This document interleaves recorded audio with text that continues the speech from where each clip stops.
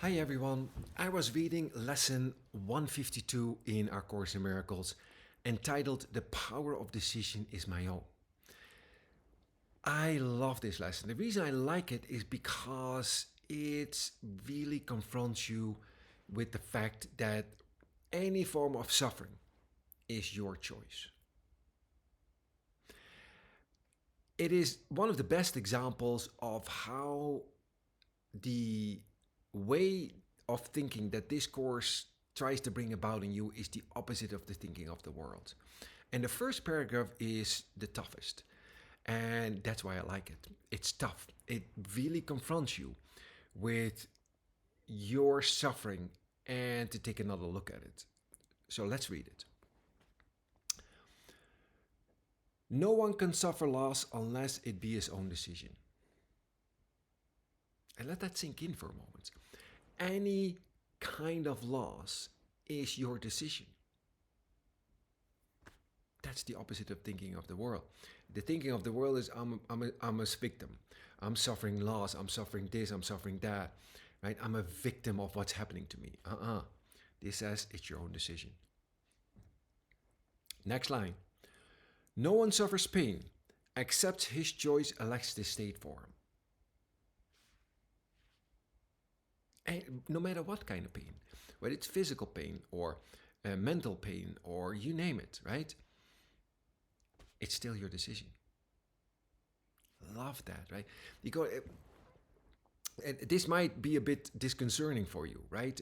This might bring up a lot of resistance for you, but the fact of the matter is, this is the truth, right? Again, the thinking that this course is trying to bring about in you is the opposite of the thinking of the world in every aspect.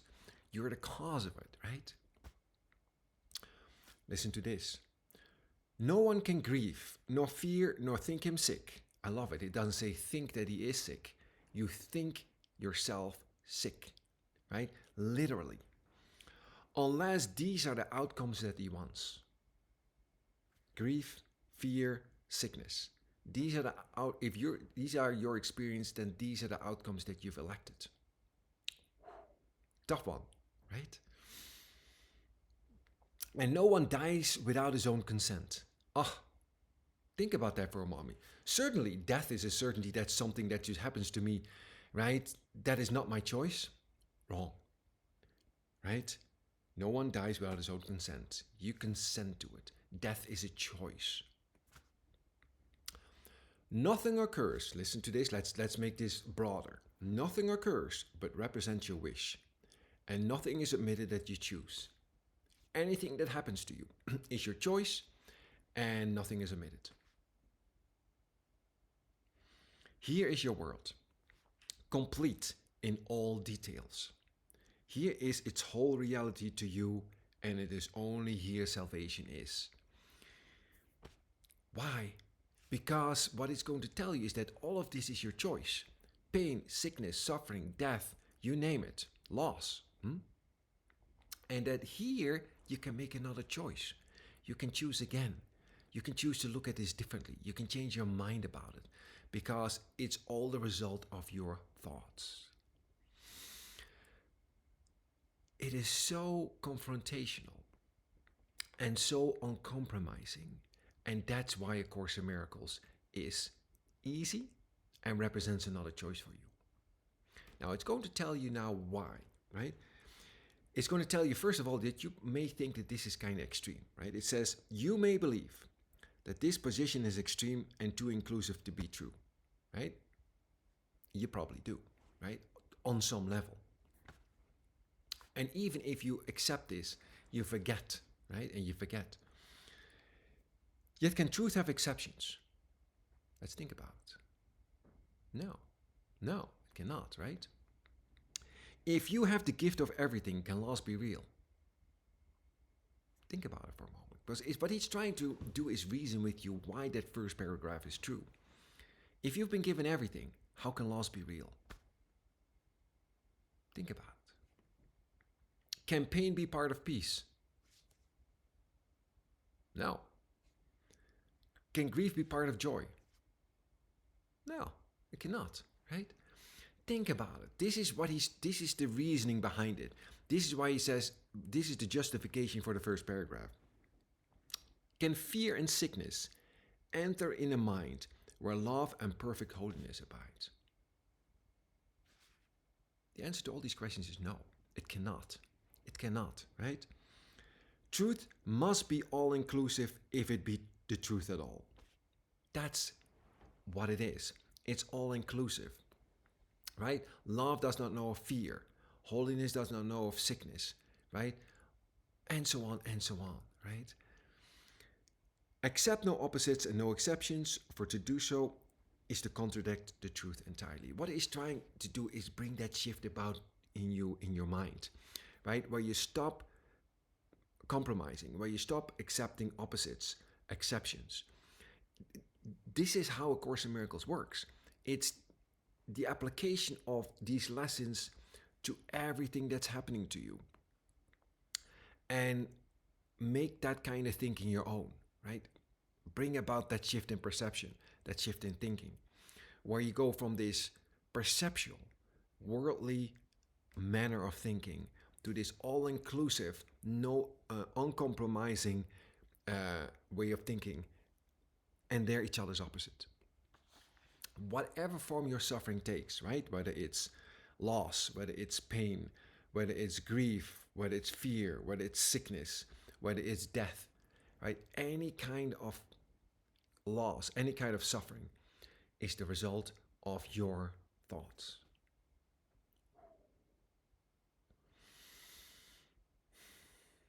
This is a tough lesson, isn't it?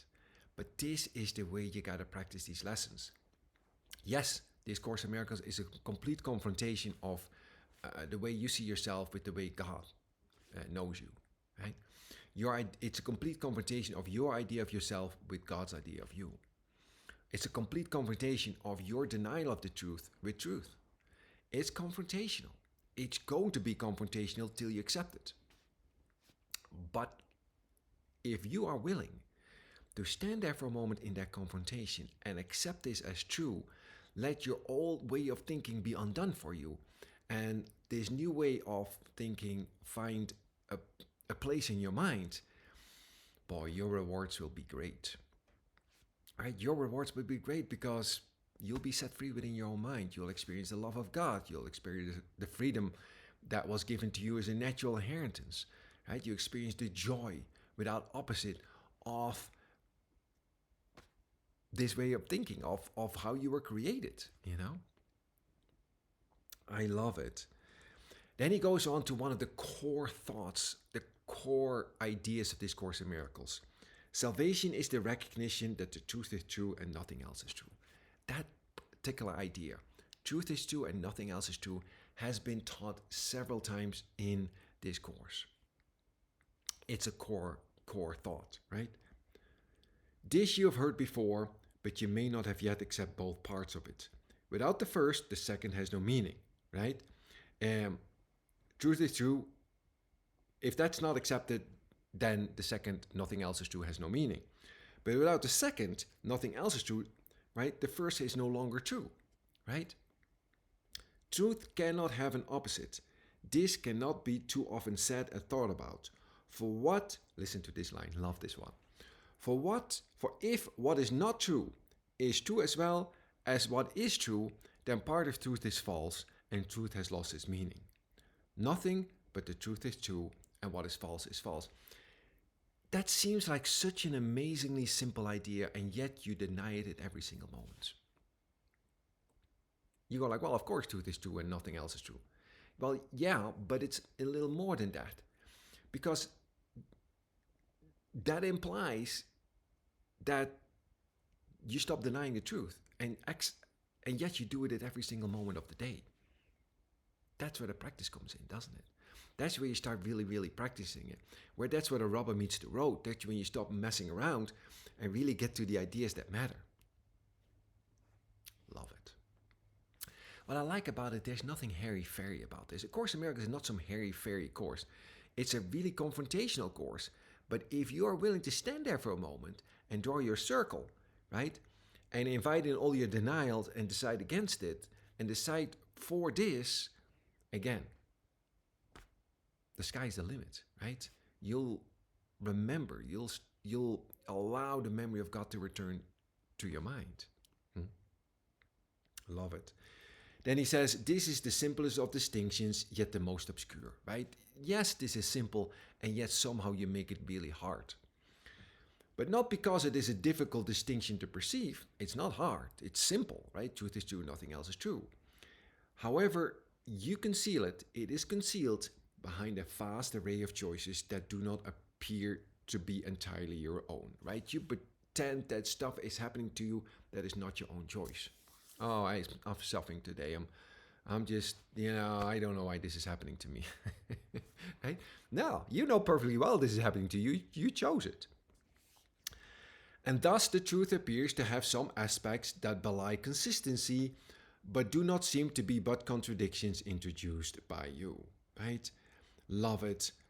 And then just one or two more lines, because I'll let you read the rest of the lesson yourself, because really what he says in this lesson is, listen, you have only one choice left. It's the power of decision. Having denied your own identity, that's the only thing you can do to get you back on track, to get you aligned with truth. Decide differently. You still have the power to decide. Huh? He says, is it not strange that you believe to think you made the world you see is arrogance? The world does, right? The world, if you say to someone out in the world, you say, well, I made this world, right? I'm the cause of it. They'll probably think you're nuts, right? They're probably going to say, like, don't be ridiculous. It's arrogant to say that in the world. It's arrogant to walk into a place and say, I'm the savior of the world. They think what do you think he is? Jesus, right? And yet you are the savior of the world because it's your world. Huh? These are the shifts in thinking that will start to occur to you, and many of you have accepted this by now, right? As you undergo your own spiritual transformation, your own awakening. So is it not strange that you believe to think you made the world you see as arrogance? God made it not. Of this you can be sure. God did not make this world of pain, sickness, loneliness, and death. He didn't. He doesn't know about it. You do, however, right? It's your world. I'll let you read the rest of this lesson yourself. This is lesson 152 in your workbook, The Power of Decision is My Own. Incredible, incredible lesson. The thing that I wanted to share with you for a moment today in this video is that this lesson, this incredibly uncompromising and confrontational lesson, if you are willing to accept what is being offered to you in this lesson, you can save yourself thousands and thousands of years, right? It's confrontational, but if you're willing to accept it, right? If you're willing to let go of that old way of thinking, the thinking of the world, you can make such leaps in this course, in your transformation.